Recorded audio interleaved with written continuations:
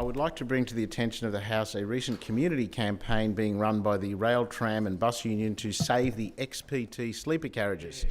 The XPT, which stands for the Express Passenger Train, runs between Sydney, Melbourne, Brisbane, Dubbo, Grafton and Casino, and is loved by locals and tourists alike for its beautiful scenery and delicious scones.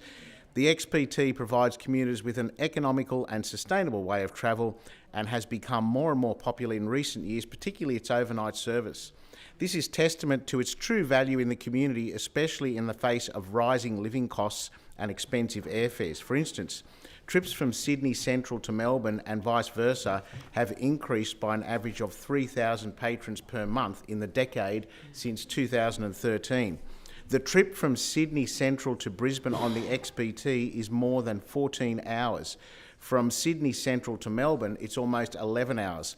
Considering the length of these journeys and the increased popularity of overnight trips, it's no surprise that sleeper carriages are well used by travellers, and I hear they book out very quickly in peak times.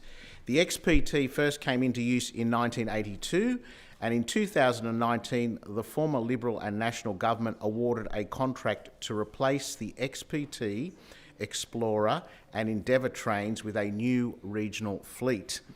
To the dismay of passengers, this contract did not include sleeper carriages.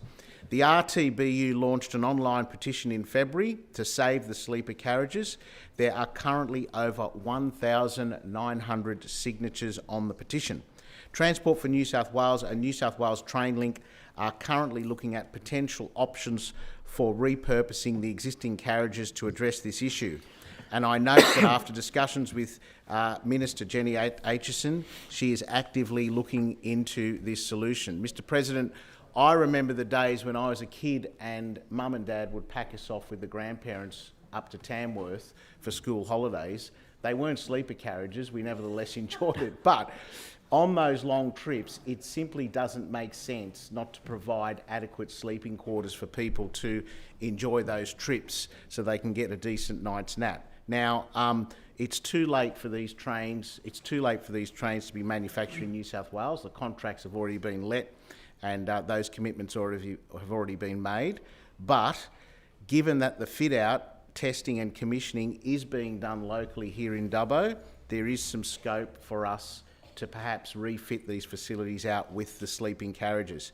It's a great campaign. I want to congratulate the RTBU and their Secretary Alex Classens for bringing it to my attention, and I think the House should acknowledge that campaign and support it. Thank you. Thank you.